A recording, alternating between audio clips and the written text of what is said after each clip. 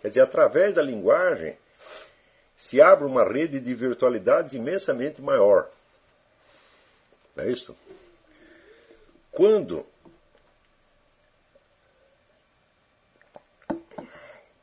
você começa a ter, vamos dizer, chega um ponto em que você já pode contar a sua história. Você vê que crianças pequenas não contam a sua história.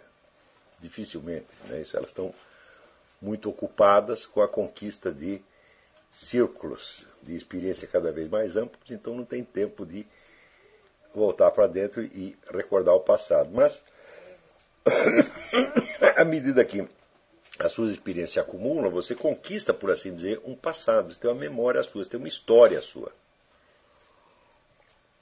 Essa história não está mais presente, mas você pode senti-la como se estivesse. Os momentos alegres e tristes que você viveu, as expectativas que se cumpriram e as que foram frustradas e assim por diante. Então, isso que eu estou dizendo é suficiente para você ver como qualquer visão do ser humano que seja centrado na sua realidade física, ela é falsa. O homem vive dentro de um mundo de símbolos, de expectativas, de virtualidades. É aí que nós vivemos. Todo o universo que nós chamamos de história é assim. Tudo que se passou no passado não está mais fisicamente presente. Você só tem, vamos dizer, sinal daquilo através, vamos dizer, de resíduos escritos, não é isso? Que lhe permitem imaginar o que se passou. Então você imagina, por exemplo, né, a Batalha de Waterloo, ou a crucificação do nosso Senhor Jesus Cristo, tá certo? Ou a descoberta da América, alguma coisa. Tudo isto se refaz na imaginação das pessoas presentes. Tá certo? Então é neste mundo do imaginário que existe a história para nós. No entanto, nós sabemos como a história pesa sobre nós. Nós sabemos como essa rede de relações que se chama sociedade também pesa sobre nós. Tudo isso pesa sobre nós, tudo isso limita e às vezes determina a nossa conduta, ou pelo menos determina as possibilidades de ação que nós ainda temos. Nós sabemos que em cada momento da nossa vida há coisas que nós ainda podemos fazer e outras que nós não podemos. Por quê? Por causa do nosso passado. Está compreendendo? É uma experiência muito simples que você faz quando você tira o seu extrato bancário. Você olha lá, acabou o dinheiro. Por que acabou? Porque você já gastou. No passado. Tá certo? Então esse passado pesa sobre o presente, embora o passado, por ser passado, já não esteja fisicamente presente. Está entendendo? Então, nós somos muito mais oprimidos por esse tipo de coisas do que, vamos dizer, pela presença física de obstáculos e dificuldades. Não é isso? Então, veja, quando nós identificamos o real com o fisicamente presente, nós estamos cometendo, vamos dizer, um erro absolutamente pueril. Porque o real é o fisicamente presente para um bebê recém-nascido. E somente para ele. Ou então para o doente que acaba de acordar, desmemoriado. Tá certo? Vamos dizer, ou por uma pessoa reduzida vamos dizer, às suas funções mais elementares. Para essas pessoas, o fisicamente presente é o real, é todo o real. Para todas as demais, o real é o que nós chamamos de virtual. Quer dizer, o real é constituído de um sistema, uma rede imensa de possibilidades, anunciadas por sinais ou símbolos. Tá certo?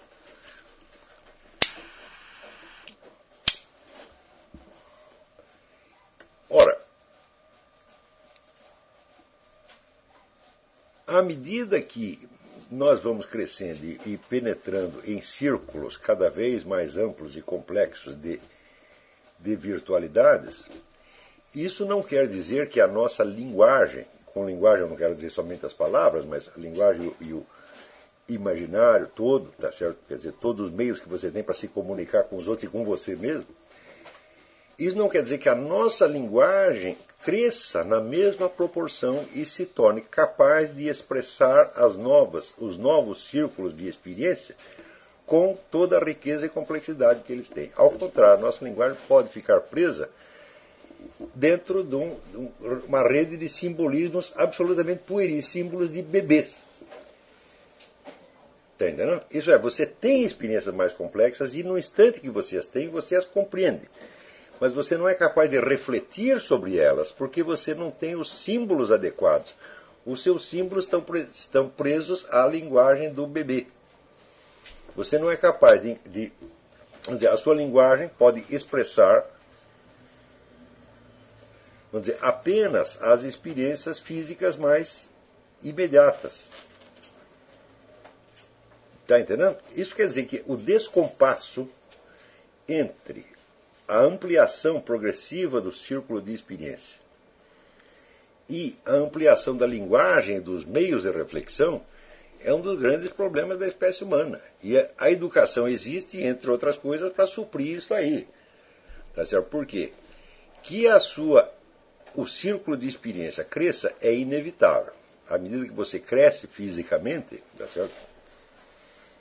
E que você tem outras possibilidades de ação que você não tinha como bebê, tá certo? É normal que a sua experiência vá se ampliando. Porém, os seus meios de refletir sobre a experiência não crescem naturalmente. Eles teriam que ser aumentados pela educação. Não é isso? Quando a educação falha em dar isso aí, as pessoas começam a viver em dois andares. Um é o círculo da sua experiência real, daquilo que elas realmente vivem, sentem, experimentam, antecipam, temem, desejam, etc, etc. Outro é o mundo daquilo que elas são capazes de refletir e expressar em palavras. Tá certo? Então, o descompasso, vamos dizer, é tão grande, tão grande, tão grande, que, na maior parte dos casos, as pessoas consideradas em si mesmas são muito mais interessantes do que aquilo que elas são capazes de dizer de si mesmas. Ou seja, como a linguagem e o meio de reflexão é deficiente, a pessoa se banaliza. Ela diminui a riqueza da sua experiência e ela acaba criando, vamos dizer, uma autoimagem simplificada que não corresponde à realidade daquilo que um observador mais experiente e mais equipado consegue perceber nela. Considerado objetivamente, não há, como se diz, não há pessoas simples ou simplórias. A mente mais simplória é enormemente complexa, porque ela tem uma história. Não é isso? Ela tem uma história, tem uma memória, tá certo? E contar a história de uma pessoa simples pode ser uma dificuldade enorme. Contar, vamos dizer, com uma certa exatidão, com uma certa fidedignidade, a história de uma pessoa simples pode ser uma dificuldade tão grande, tá certo? Que você vê, alguns dos maiores escritores da humanidade pularam como cabritos para fazer isso, né? Então, agora, por exemplo, eu estou lendo as obras do grande escritor português Aquilino Ribeiro. Os personagens de Aquilino Ribeiro são realmente camponeses, pessoas simples. Mas para contar a vida dele, ele usa todo o vocabulário da língua portuguesa. É um dos escritores de vocabulário mais rico que eu já vi. Se elas fossem contar a sua própria vida, não conseguiriam perceber em si mesmas o que ele está mostrando ali. Então, vamos dizer, é este descompasso entre a experiência real e a consciência é que a educação visa a suprir. Para isso, ela tem que criar, em primeiro lugar, tem que transmitir, em primeiro lugar, os meios de expressão. Sobretudo, os meios de expressão linguística. Tem que ensinar as pessoas, né, a dizer o que se passa na sua experiência real. Acontece o seguinte, a experiência humana é infinitamente variada. Quer dizer, cada indivíduo humano tem a sua própria história, suas próprias circunstâncias, suas próprias memórias, etc, etc, etc. Né? E a linguagem, quer dizer, o vocabulário em uso num determinado meio social é mais ou menos o mesmo para todas aquelas pessoas. Quer dizer, você tem formas de expressão mais ou menos padronizadas. Somente os escritores, e quando eu falo escritor, não digo qualquer um que publique livros, eu estou falando de escritores que trabalham dentro de uma tradição literária, né, e que têm consciência dessa tradição e que aprenderam com ela, quer dizer, escritores de fato, né,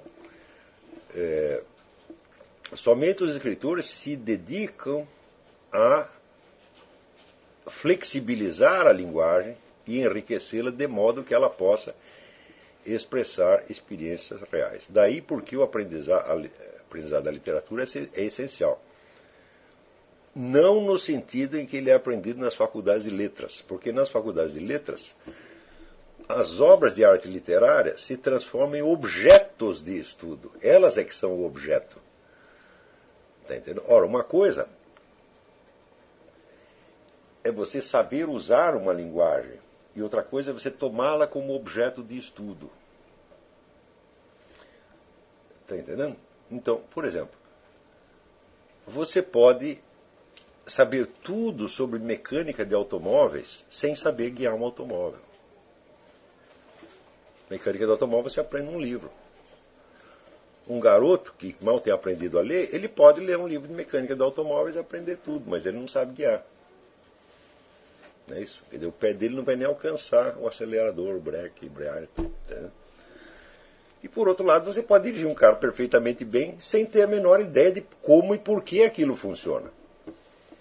Tá certo? Basta isso para você perceber a diferença que existe entre você se apropriar da linguagem como meio efetivo de expressão e você estudar as obras de arte, né, da palavra como objetos. Né? Esses dois enfoques são tão diferentes que este segundo pode se tornar um obstáculo ao primeiro. Porque quando você toma de algo como objeto, você se desidentifica dele. Você perde aquela relação próxima, cálida, afetuosa com o objeto e você o considera friamente como uma coisa que está separada de você. Agora, pergunto eu, o que acontece quando pessoas que não têm o domínio efetivo, o domínio prático da linguagem, começam a estudar obras de arte literária como objetos? Elas se imbecilizam definitivamente. Tá entendendo? Então se tornam pessoas incapazes de expressar sua experiência real e somente capazes de tecer considerações, tá certo?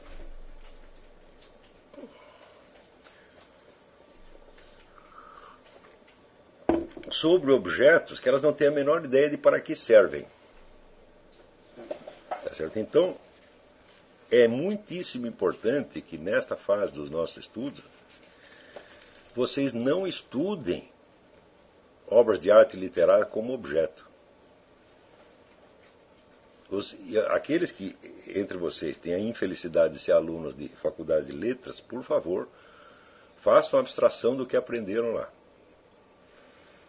Tá certo? Vocês têm que tomar posse das obras de arte literárias como uma criança que está aprendendo a falar. Você vai ter que aprender a falar como esses escritores falam, de modo a você poder usar os instrumentos que eles criaram, usar os giros de linguagem, o vocabulário, tá certo? A sintaxe, tal, como um instrumento seu. O que você tem que aprender é a imitar esses escritores. Imite um, depois imite outro, depois imite outro, depois imite... Vai imitando vários. Dessas várias imitações, tá certo? Você irá aos poucos compondo o conjunto de instrumentos expressivos que lhe interessa para os seus próprios fins. Está compreendendo? Depois de você ter essa experiência viva das obras de arte literária durante muitos anos, Então, daí você vai ter, vamos dizer, uma coleção de exemplos de obras de arte literária na sua mente, e você já terá absorvido o que essas obras podem lhe dar. Depois disso, você pode talvez até considerá-las como objetos e entrar em estudos literários. Mas se você fizer isso antes, você vai estar lesando a sua mente.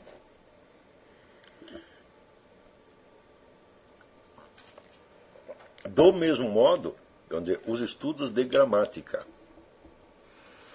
Você deve aprender a gramática imitando escritores, não estudando gramática. O estudo da gramática faz sentido depois que você tem o uso da linguagem, daí você vai analisar aquelas estruturas e dar o nome delas.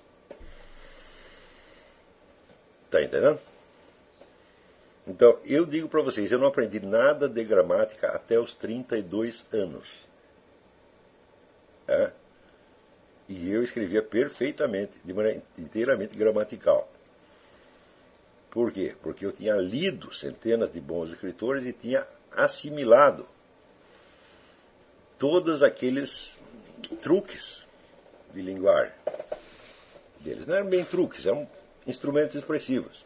E simplesmente eu escolhia, vamos dizer, dentro do que eu tinha na memória, eu escolhia, vamos dizer, as palavras, as construções, certos encadeamentos, tal como eu necessitava deles. Tá certo? Se você começa por estudar gramática, você tem a preocupação da correção gramatical no início, você nunca vai aprender a escrever. Você vai ficar sempre um camarada artificial. Então, vamos dizer, uma coisa é a linguagem como instrumento real, vivo, para seu uso. Outra coisa é a linguagem como objeto de estudo. A gramática toma, tanto a gramática quanto os estudos literários tomam a linguagem como objeto de estudo, não como objeto de uso. Está compreendendo? Porém, uma coisa que para você é só objeto de estudo e não objeto de uso é uma coisa morta, uma coisa que não tem validade, não tem presença pessoal para você.